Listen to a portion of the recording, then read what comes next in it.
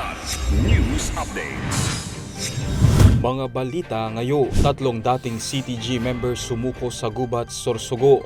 Mag-anak patay sa salpukan ng kotse at truck sa Sarangani. 36.51 million pesos na halaga ng illegal vape products nasabat sa Bulacan. Ako po si Cesar Soriano para ihatid ang nangungunang mga balita sa buong kapuluan. Ngayon, Sumuko ang 3 dating miyembro ng Communist Terrorist Grupo CTG sa mga otoridad noong Hunyo 3, 2025 bandang 2:30 ng hapon sa bayan ng Gubat, Sorsogon sa pagtutulungan ng iba't ibang unit ng pulisya. Kinilala ang mga sumuko sa mga alias na Ben, Raul at JR, na pawang dating kasapi ng KLG2 SRC3 ng Bicol Regional Party Committee o BRPC. Ayon sa paunang debriefing, sila ay naakit sa kilusan dahil sa kahirapan at matagal na pagkakalantad sa propaganda ng CTG.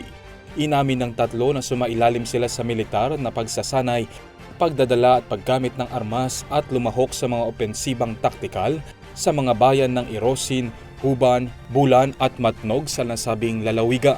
Kabilang sa mga isinukong armas ay 2 M16 rifle at isang caliber 38 revolver. Pinuri ni Police Colonel Alex Daniel ng Sorsogon PPO ang tagumpay ng operasyong ito na aniyay patunay sa bisa ng whole of nation approach ng NTF-ELCA. Nanawagan din siya sa iba pang rebelde na magbalik loob at makinabang sa mga programa ng pamahalaan tulad ng ICLIP. Patay ang 3 magkakaanak matapos sumalpok ang sinasakyan nilang kotse sa isang truck sa bahagi ng Molave, Barangay Talos, Malungon, Sarangani Province, madaling araw ng Miyerkules, June 4. Kinilala ang mga nasawi na sina Abdul Majid Sarapodin, 35 anyos at isang security guard.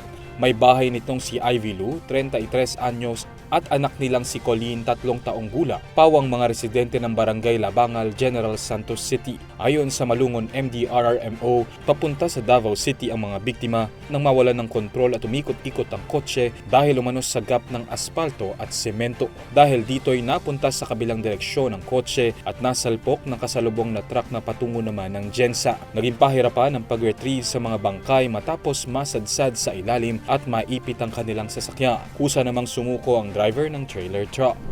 Sinalakay ng pinagsanib na puwersa ng Bureau of Internal Revenue o BIR at National Bureau of Investigation o NBI Organized and Transnational Crimes Division ang 2 illegal online vape distributor sa Giginto, Bulacan, kamakailan.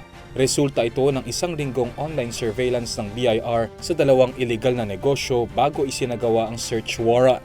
Nasabat sa magkahiwalay na operasyon ang kabuuang 18,811 vape products, kasama na ang 4,789 salt nicotine units at 14,022 traditional vapes na may pekeng excise stamp at counterfeit disposable vape items. Ayon sa BIR, tinatayang aabot sa 36.51 million pesos ang total deficiency tax ng illegal na operasyon, kabilang na ang surcharges, interest at penalties ng mga ito. Para sa Kidlat News Channel, ako si Renz Zalinon, nag-uula. ako po si Cesar Soriano kasama nyo sa bawat pagputo ng balita.